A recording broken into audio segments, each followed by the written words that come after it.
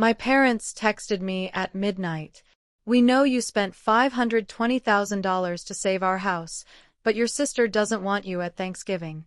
No call, no explanation, just a cold sentence lighting up my loft. So I stared at the screen, typed one single word noted, and quietly closed the chapter of being the family doormat. What happened after that? Their perfect Thanksgiving fell apart without me lifting a finger. And that was only the beginning. Before I dive into the full story, hit like and drop a comment telling me where you're listening from. And tell me, have you ever been taken for granted by the people you love most? Your stories remind me I'm not alone. For most of my life, being the responsible one wasn't something I chose. It was something quietly assigned to me. I'm Iris Bennett, 34, working in tech here in Seattle, where my days are predictable, structured, and calm. The exact opposite of my family. I grew up in a house where logic didn't matter as much as keeping the peace. And keeping the peace almost always meant protecting my younger sister, Maya, from the consequences she created. Maya was the golden child from the moment she could string a sentence together, bright, charming, magnetic, in a way that made adults hand her praise without her ever earning it. When she wanted something, she didn't ask. She expected. And my parents always delivered. If she messed up, they cushioned the fall. If she overspent, they covered it. If she hurt someone's feelings, they told her she was just expressive. Meanwhile, I learned to stay collected, useful, dependable. Somewhere along the way, I became the one who fixed things. Broken appliances, broken budgets, broken promises. My name was always the emergency contact. Not out of duty, but because the alternative was watching everything spiral. 6 months ago, everything nearly did. My parents called me in tears, voices shaking as they admitted the truth. They were months behind on mortgage payments for the lakefront house they lived in for decades. Maya had been borrowing money again. This time draining their retirement fund to cover her impulsive purchases and half-formed business ideas. On top of that, they'd made a few bad financial choices of their own, hoping to solve the problem quietly. They were weeks away from losing the house. I didn't hesitate. I liquidated investments I'd spent 15 years building, sold a rental condo I'd poured myself into, and moved money I'd planned to use for my future. When the dust settled, I had wired them $520, $1,000, no questions asked. My attorney insisted we put the agreement in writing to protect everyone, and my parents, desperate and grateful, signed every page without blinking. For a few months, everything felt stable again. Maya went back to her usual rhythm designer clothes, flashy updates, new career paths every other week. My parents brushed it off as her finding herself the same excuse they'd used for years. And I told myself it wasn't my place to intervene anymore. Still, there were moments, conversations I wasn't invited to, family photos I wasn't included in, vacations where I was too busy to be asked. And every time a quiet thought formed in the back of my mind, I paid for the roof over your heads. Why am I the one left outside? I pushed it down, convincing myself I was overthinking. But all of that restraint, all of that denial collapsed the night they sent that text. The night they told me I wasn't welcome at Thanksgiving because Maya didn't want me there. The night everything changed. I must have read that Thanksgiving message a dozen times. Not because I didn't understand it, but because I couldn't believe how casually they said it. Like asking me not to come was the same as reminding me to bring dessert. We know you spent $52,000 to save our house, but your sister doesn't want you at Thanksgiving. Not we're sorry, not let's talk, just a decision made without me about me communicated through a glowing screen at midnight. For a moment, I sat perfectly still. I waited for the familiar wave of excuses to rise inside me, the habit of defending them, of rationalizing their behavior, of shrinking so Maya could stay comfortable. I waited for the guilt, the self-blame, the voice whispering. They didn't mean it like that. But instead, something else surfaced, a quietness, the kind that comes right before a storm breaks. Then my phone buzzed again. This time, it was Maya. Her message was shorter, sharper, almost bored. It's not personal. I just want a smooth evening. You can be intense. Let's grab lunch next week. Intense. I stared at that word until it blurred. I wasn't intense when I sold my rental property so our parents wouldn't lose their home. I wasn't intense when I covered her credit card mess without airing it to the rest of the family. I wasn't intense when I drove 2 hours at midnight to pick her up after yet another business opportunity fell apart. But I was intense now because she didn't want to deal with the existence of the one person she couldn't manipulate. I felt something unfamiliar climbing up my spine. Clarity. I typed one word back. Noted. Not angry, not sarcastic, just final. And for the first time in years, that single syllable didn't feel like surrender. It felt like a boundary locking into place. It felt like choosing myself. I set my phone down and walked across my loft, the hardwood floor cool beneath my feet. I opened the small safe in the corner, something I rarely touched. Inside was a simple folder, thin but heavy with meaning. Months ago, when I paid off the house, my attorney, Daniel, insisted on drafting a formal agreement. Not out of distrust, out of protection. My parents were emotional shaking as they signed every page. They barely read it. They just clutched my hands and said I saved them. That folder contained every signature, every clause, every timeline, including the one stating they had 6 months to either buy the house back at market value or begin paying rent. 6 months. And Thanksgiving marked the final week. I ran my fingers along the edge of the papers. 4 years, my family relied on the fact that I would never push back, that I would always be the reliable one, the forgiving one, the easy one. But as I stood there, folder in hand, I realized something simple. They had mistaken silence for acceptance. And this time, they were going to learn the difference. The folder felt heavier than paper should feel. Maybe because it held every moment of my family's imbalance, every sacrifice I made quietly, every boundary I never set, every apology I accepted when I should have walked away. I carried it to my desk and laid it flat, the pages illuminated by the soft light of my loft.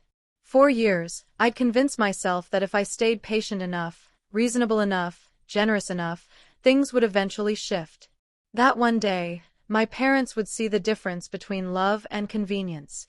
But staring at that agreement, something settled inside me. They already had all the proof they needed. They just chose not to look. I opened my laptop, the screen casting a pale glow across the room, and pulled up a digital folder labeled Records. Inside were months of quiet documentation, screenshots, payments, bills, bank statements showing transfers from my parents' accounts to cover Maya's spending patterns. I never collected them to use against anyone. I kept them because I was tired of being the only witness to the truth.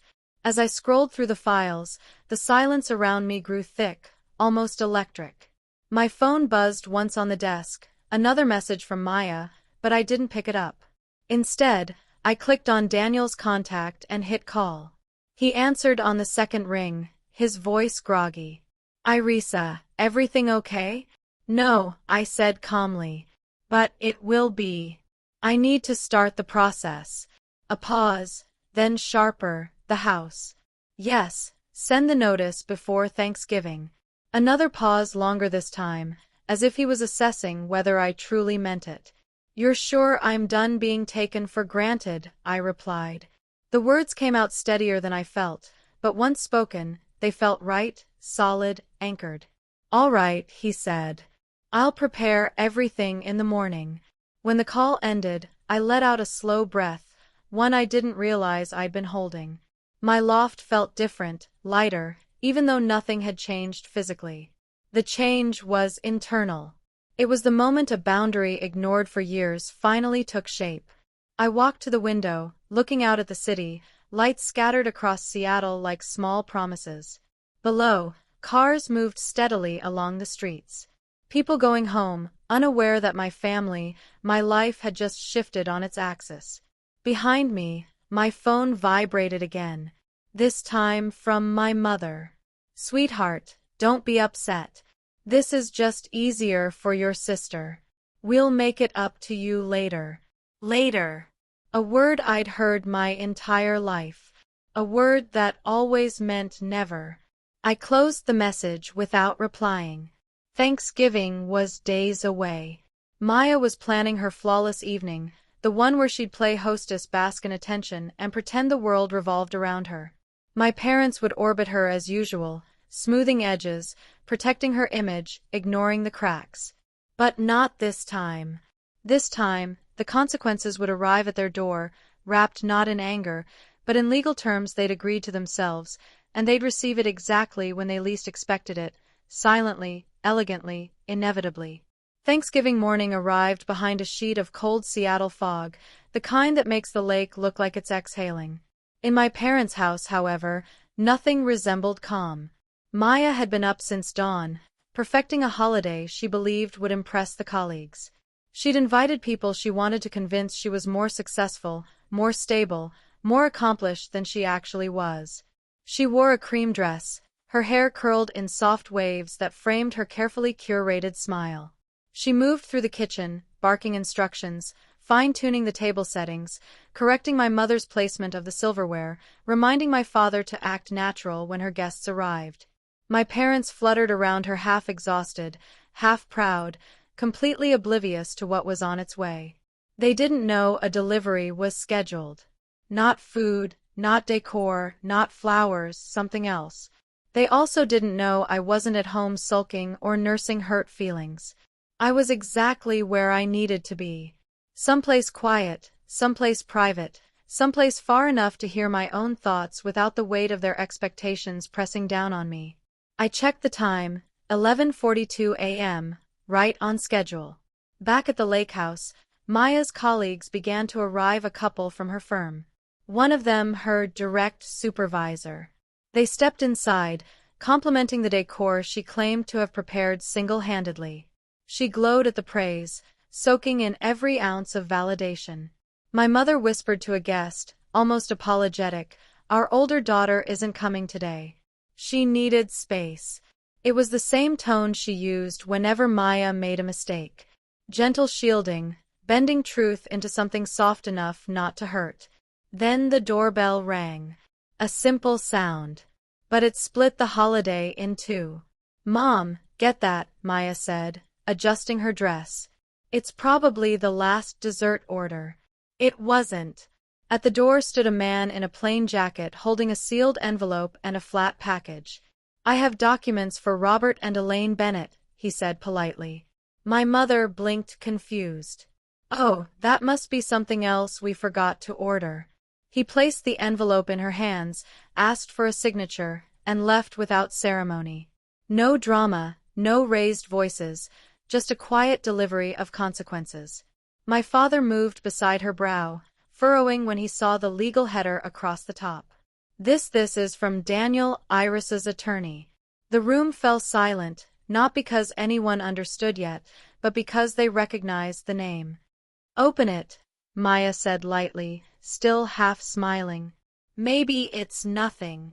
But as the envelope tore open, her smile faltered. Inside were 3 sets of documents, a formal reminder of the agreement they'd signed, a notice about the end of the 6-month grace period, and a summary outlining every payment bill and transfer that had been used to dig them out of financial ruin, payments that all traced back to me. My mother's hands shook as she unfolded each page. "Rent," she whispered, "market value starting immediately." My father skimmed the text, color draining from his face. "Or we have to buy the house back." "Elaine, this isn't optional." "We agreed to this." Maya stepped forward, snatching a page from his hand. "What do you mean rent? This is our home." "It's not," my father said quietly. "It hasn't been for 6 months. Iris owns it." The words hit the room like a physical blow. Even Maya's supervisor looked stunned. "She wouldn't actually enforce this," my mother said. Panic rising. "She's just upset." But then she reached the final page, the one detailing the timeline. Thanksgiving Day was the deadline. Not next week, not next month, today. And just when the panic began to settle in, Maya recognized something else. The signature at the bottom of the agreement, her own. "What is this?" she cried. "Why is my name on it? I didn't sign anything." "You did." My father's snapped voice breaking for the first time in years. "You signed as a witness the day Iris paid off the mortgage. You were sitting right there. You said you'd read it later." Mia's face went pale. Her supervisor adjusted his glasses, reading the document more thoroughly. "You said your family situation was stable," he said slowly. "You said you were supporting your parents through a temporary setback." "I am," Maya stammered. "This is all a misunderstanding." But he barely looked at her. His eyes were on the evidence packet. The transfers, the withdrawals, the payments covering Maya's designer purchases and failed ventures. Things she claimed were funded by her personal savings. It was unraveling too fast for her to catch. My mother turned to my father in alarm. "Call her. Call Iris right now." They tried. The phone rang once, twice, 3 times. I watched it silently from where I sat screen down, not bothering to move. Then my father tried again, and my mother, and then Maya frantically dialing with trembling fingers. By the time my phone stopped buzzing, I had over 30 missed calls. I finally answered. "Hello." My voice was calm. Too calm. "Iris." My father breathed. "We received something. You didn't need to do this. Not today. Not like this. You told me not to come," I said simply. I respected that. My mother jumped in her voice, cracking. "Sweetheart, please. This is a misunderstanding. Mia didn't mean I read everything." Maya cut in sharply, grabbing the phone. "What you're doing is insane. You're ruining Thanksgiving. You're ruining my reputation in front of my coworkers." There it was. The truth. Not regret, not apology, but embarrassment. "This isn't about your reputation," I said. "This is about accountability." "Accountability?" she snapped. "You're punishing us." "No," I replied. "You punished yourselves. I'm simply enforcing what we all agreed to." For a moment, no one spoke.